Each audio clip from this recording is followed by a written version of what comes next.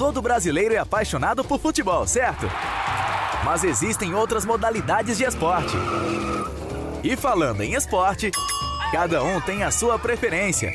É por isso que a 14 de julho FM traz todas as informações do esporte para você. Está no ar, Panorama Esportivo. Bom dia!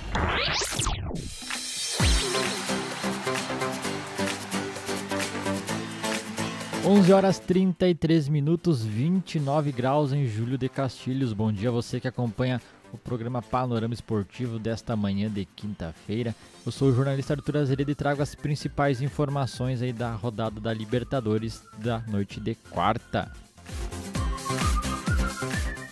Muito bem, 11 horas 33 minutos. O Grêmio e o Inter foram a campo ontem. O Grêmio ficou só no empate com o Santos. Diego Souza marca de pênalti no final e Grêmio empata com o Santos na arena.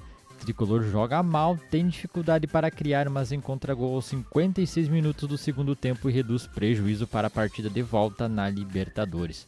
Sem inspiração, o Grêmio sofreu em boa parte dos 90 minutos, mas encontrou o gol com o Diego Souza de pênalti aos 56 minutos da segunda etapa e empatou com o Santos por 1-1 na arena na quarta-feira, em partida de ida das quartas de final da Libertadores. Em noite ruim, coletivamente o tricolor foi dominado pelo Peixe dentro de casa, viu os visitantes desperdiçarem oportunidades, mas buscou igualdade no final do confronto em penalidade, que foi assinalada com auxílio do VAR. No jogo de volta, na próxima quarta-feira, às 19 horas e 15 minutos, a equipe de Renato Portaluppi precisará vencer ou empatar a partida em 2-2 na Vila Belmiro. Uma nova igualdade em 1-1 leva a partida para os pênaltis e 0-0 classifica o Santos. Num jogo disputado, mas de baixa qualidade técnica, a equipe de Cuca controlou a bola e se aproveitou da pouca criatividade gremista, que sentiu a ausência do meia Jean-Pierre para armar os lances ofensivos. Aos 38 minutos da primeira etapa, Caio Jorge se antecipou em erro de Vanderlei na saída do gol e colocou o Santos em vantagem. Aos 56 do segundo tempo, Ferreira cruzou, Vinícius cortou com o braço e o juiz, com auxílio do VAR, marcou a penalidade. Diego Souza bateu com perfeição e salvou a noite gremista. O Grêmio muito mal ontem, sentiu muito a falta do meia, né, de criação, de mais criatividade no meio campo. Também a gente já é sabido, os gremistas já sabem ali quando Maicon e Matheus Henrique atuam juntos. O Matheus Henrique costuma jogar mais atrás e não rende tão bem quanto joga com o Darlan. O meio-campo do Grêmio ficou muito amarrado ontem, muito preso. O Maicon também não conseguiu se desvencilhar da marcação. O Grêmio que foi a campo ontem então com Vanderlei, Vitor Ferraz, Jeromel, Kahneman, Diogo Barbosa, Matheus Henrique, Maicon, Luiz Fernando, Pinhares. Pinhares também apareceu muito pouco ontem. PP, Diego Souza. Vitor Ferraz saiu na segunda etapa para a entrada do Thurin, já no finalzinho. Kahneman também cabeça muito quente no início do jogo, nem voltou para a segunda etapa, né? O Renato já botou o David Braz. O Maicon saiu na metade do segundo tempo para a entrada do Darlan. O Luiz Fernando saiu para a entrada do Ferreira e o Pinhares deu lugar a Everton na segunda etapa. Esse foi o Grêmio então que foi a campo ontem, ficou só no empate com o Santos aí. E o Inter perde para o Boca Juniors nos pênaltis e está fora da Libertadores, mesmo aí vencendo por 1-0 no tempo normal, e foi eliminado nas cobranças. Agora concentra as atenções no Brasileirão. O Inter chegou muito perto de reverter a desvantagem, jogou melhor que seu adversário fora de casa em um campo historicamente difícil para os brasileiros. Venceu o Boca Juniors no tempo normal por 1-0 na Bombonera na noite de quarta-feira. Fez o que era necessário para levar a partida para os pênaltis. No entanto, perdeu nas cobranças e foi eliminado da Libertadores.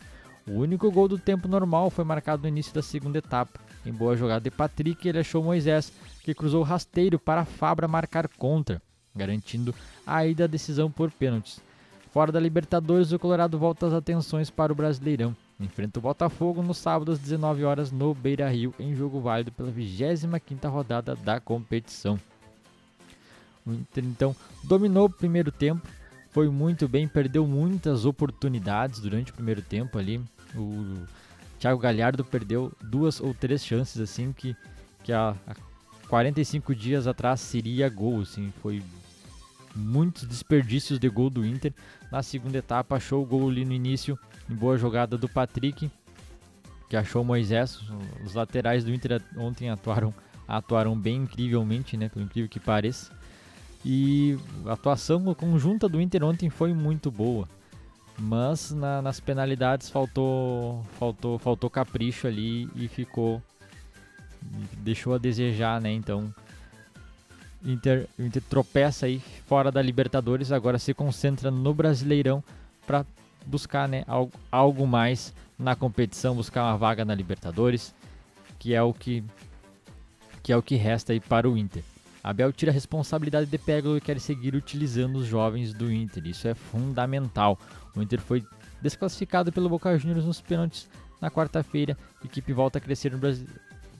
Para o técnico Braga, para o Abel Braga, para a equipe voltar a crescer no Brasileirão, o treinador garante que seguirá utilizando os jovens. Na coletiva, o treinador fez questão de não culpar Peglo pelo pênalti desperdiçado que tirou o Colorado da Libertadores. Disse para ele: garoto, você tem nosso apoio e estamos aqui para te ajudar. Não vamos fazer qualquer tipo de julgamento. O importante é que ele fez no jogo e no fim de semana passado com o gol contra o Atlético Mineiro, no Mineirão. Perdemos todos.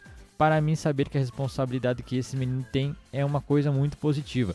O Inter perdeu nos pênaltis, não foi o Peglo. Queríamos ter passado e acho que merecíamos. Abel admitiu que todos ficaram tristes com a desclassificação, assim como o torcedor, porém crê em reação imediata do Inter. Como saiu da Libertadores e da Copa do Brasil, o Colorado passará a ter atenção exclusiva no Brasileirão. O primeiro confronto é sábado contra o Botafogo. O Brasileirão só termina em fevereiro. Antes do jogo, falei que se o Boca repetisse o jogo que fez em Porto Alegre, não ganharia.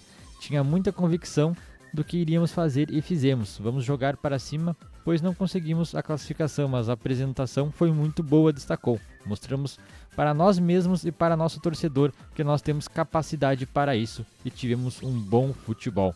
Apesar do bom desempenho contra o Boca Juniors, Abel destacou que seguirá alternando a equipe quando achar necessário, de acordo com as situações, com o adversário e principalmente com o desempenho mostrado pelos atletas, né? O Inter aí, então, o Abel Braga pretende utilizar mais os jovens, né, dar sequência no Campeonato Brasileiro. Renato também elogia a atuação do Santos e vê Grêmio vivo na Libertadores. O treinador reiterou que está tudo em aberto no confronto para a partida de volta na próxima quarta-feira. Após ver sua equipe não fazer uma boa partida e ser dominada dentro de casa, o técnico Renato Portaluppi elogiou o trabalho de Cuca e o desempenho do Santos na noite passada, pela ida das quartas de final da Libertadores. Segundo o comandante gremista, o Brasil está muito bem representado com os dois times na competição. Está tudo em aberto no mata-mata, depois do empate em 1-1. A gente tem que dar parabéns para o Cuca e pela atuação do Santos. Fizeram uma boa partida e tentaram anular o Grêmio. A gente já sabia que seria um jogo difícil como foi. Antes, eu havia dito que o Brasil estaria muito bem representado nesse confronto, pois tratam-se de duas belas equipes, apontou na coletiva. Nem sempre o Grêmio vai jogar bem. Não é que o Grêmio jogou mal hoje, mas é uma partida difícil de Libertadores, acrescentou Renato. Para a partida de volta, o técnico frisou que ambos estão vivos e qualquer um poderá passar para a próxima fase. 11h41, 29 graus em Júlio de Castilhos. Esse foi o Panorama Esportivo desta quinta-feira. Amanhã voltamos então com mais informações aí da dupla Grenal, também futebol do interior.